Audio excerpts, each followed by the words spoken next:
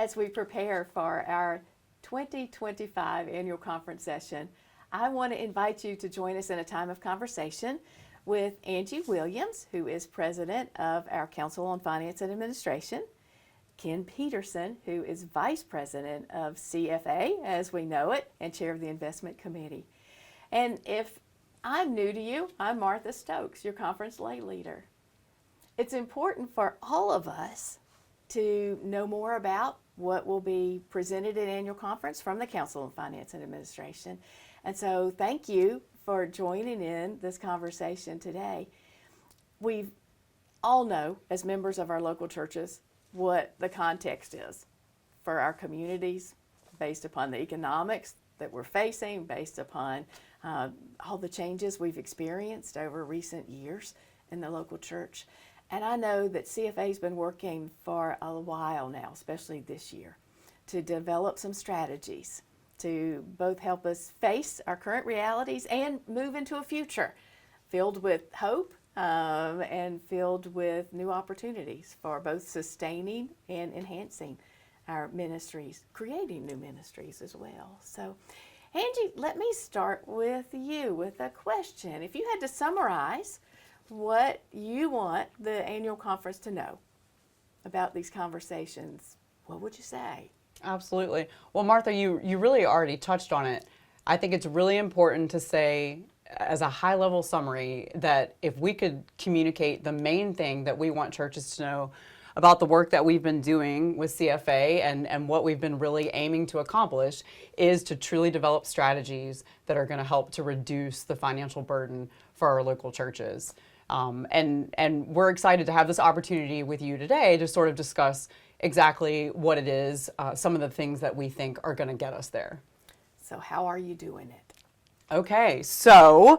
Well, there is a role to be played by the investment committee in this process. As you mentioned, Martha, we've been through pretty much of a watershed event and caused us to think about how the church is funded. And we started to explore supplemental ways to fund the church. And one of those could be to look at, to drive the efficiencies at the conference level, to lighten the load on the local churches, would be to look at excess or underutilized assets like real estate and properties that are unoccupied. And they have a carrying cost, an expense, and if we liquidate those and it relieves us from those costs and redeploy those into investment portfolios that are broadly diversified and consistent with the United Methodist social principles, we could generate some supplemental income to offset some of those expenses that would otherwise be apportioned to local churches, thereby lightening their load.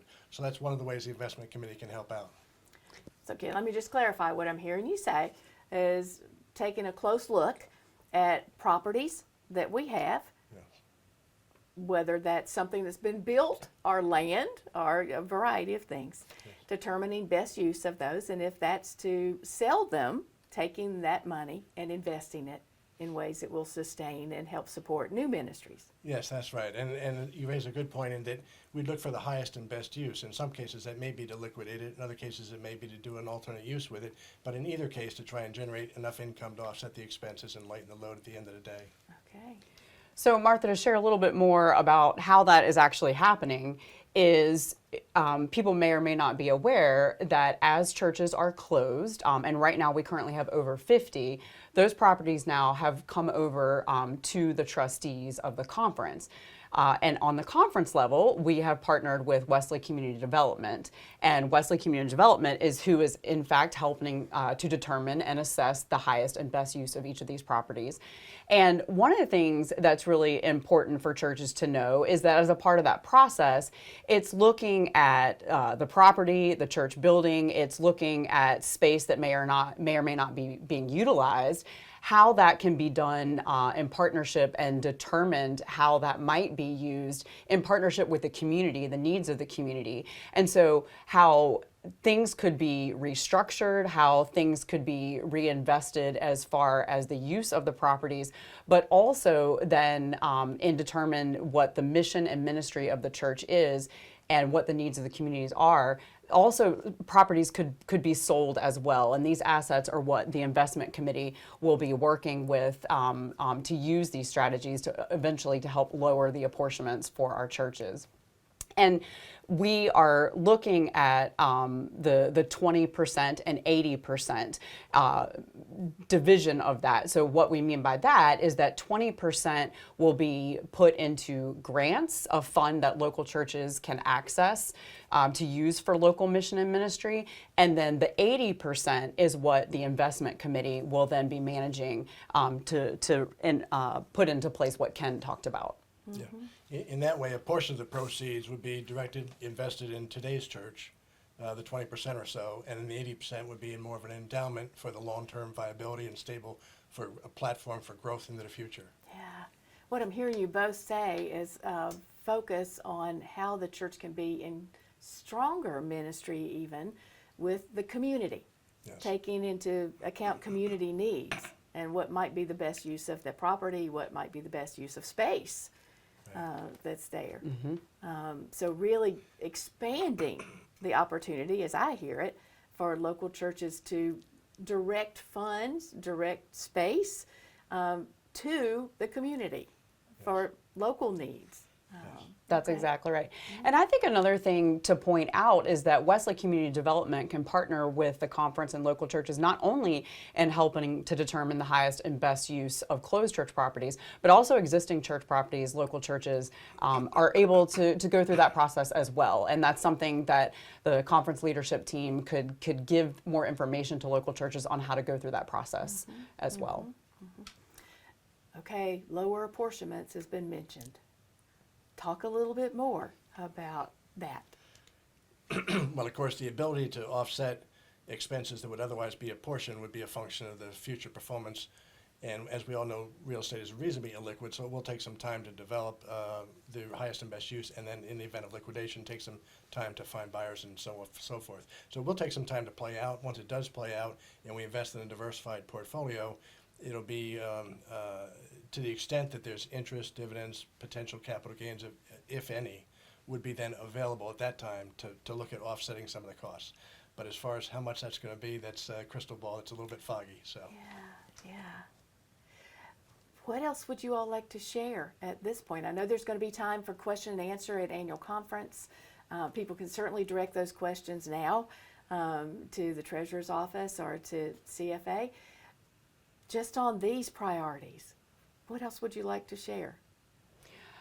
I think I just would want to emphasize to local churches, like you mentioned, that we're here for questions. There will be opportunity for that at annual conference. And also just know that we are open and welcoming and invite any additional comments, questions, ideas that people have. And just to know that and to feel like we are partners together with each of the local churches in understanding how important it is to reduce the pressure financially and to have strategies in place to help make that happen, and that we are grateful for the opportunity to walk alongside and implement some of those strategies. Ken, anything else you would like to add? It's a very exciting time to be part of this effort to drive efficiencies and reposition the church for future success. It's just very exciting, and it's an honor to be a part of that. Thank you. Well, I know another part of the work that CFA has been doing this year is on sort of changing the way the budget is presented. I think for a lot of us in the pews especially, we think of the CFA report on the budget at annual conference. But we've been trying to do that a little different this year. And that in one way comes out of the work that was affirmed last year at annual conference for the next faithful steps for the quadrennial goals. One of those steps was to create a narrative budget, which to me is a way of not just looking at the numbers, but telling the story of mission and ministry. Is that how you all see that narrative budget? That's piece? exactly right. Yeah. So I know we want to bring in our conference chief financial officer and treasurer, David Domacy, into this conversation to talk more about that and how the priorities that we've already discussed are a part of that work as well. We're grateful that David Domacy is able to join us now for further conversation about the budget. So David, welcome. Thank you. Thank you. And Glad to be Angie, a part of this. thanks for staying in Thank the you, Martha. conversation. So you all tell us a little bit about how this narrative budget is has been being formed and will be available for us at annual conference this year? Well, I think the narrative budget has been a joint working project with communications and ministry staff and the finance staff to express what our budget does, what it means, how it impacts our local churches in a way that just the financial numbers have not done in the past.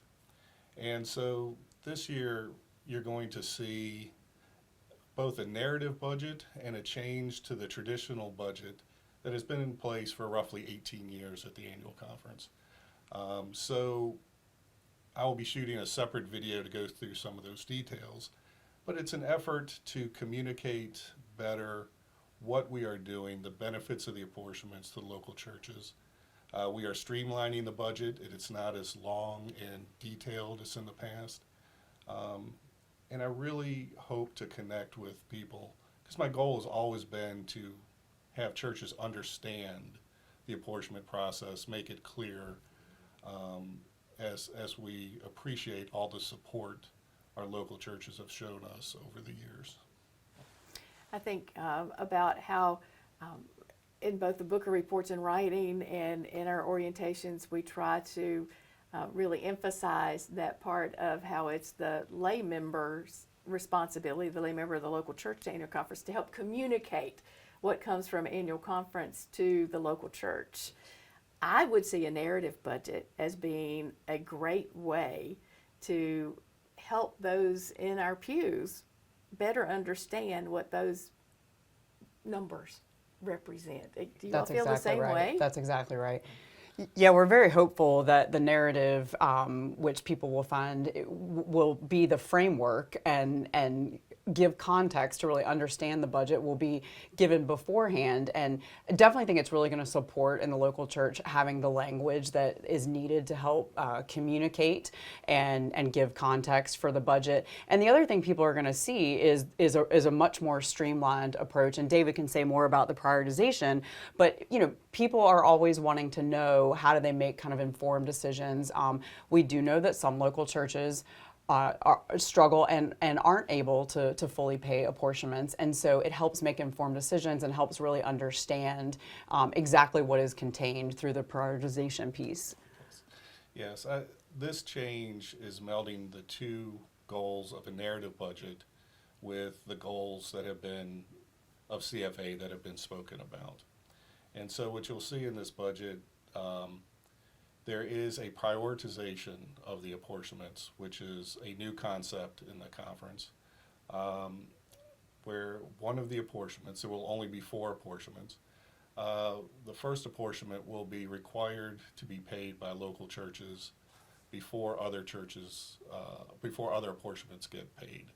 And this will not impact the churches who are able to pay 100% of their apportionments, but it is designed to protect the reserves of the conference, and that protects local churches, because if the annual conference, we saw this with the Boy Scouts, if they do not have reserves in place, it puts at risk the local church, because we're all one entity together. We all function as one family, and one cannot be strong without the other.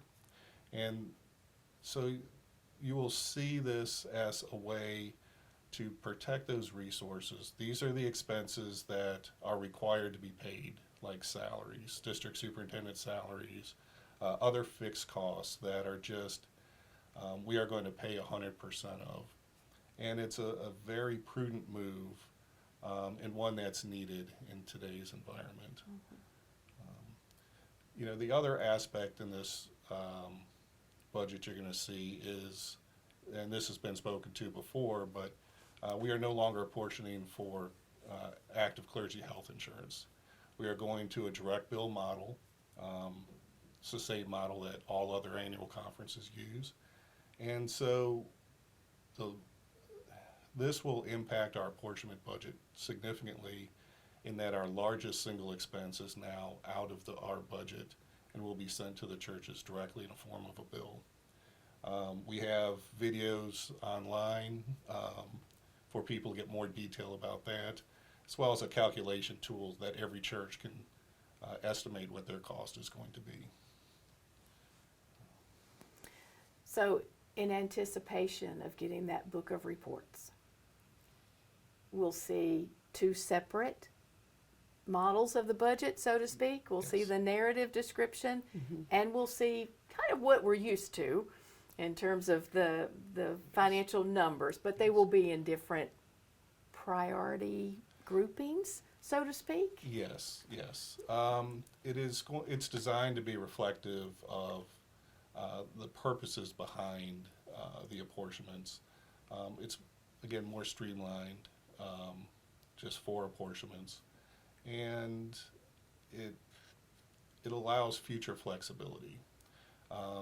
At some point, you can have a wonderful narrative budget, but in the finance world, we're always going to drag you into a spreadsheet-looking budget for transparency. That is the primary focus of that, is to provide the underlying transparency and communication of the details behind the numbers.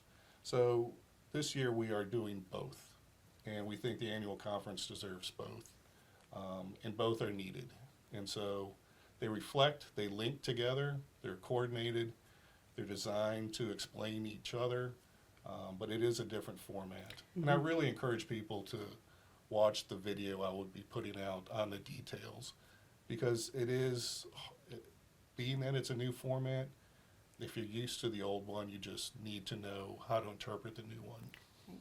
And that's what I wanted people to recognize, that they'll see both in Right. Yes. that written book of reports that comes to us and prepared. I just think it's important to note that we're in a new day and in a new season of hope and possibility, and that all of this has been in response to, you know, what we've heard about feedback and people's needs to understand and have more context.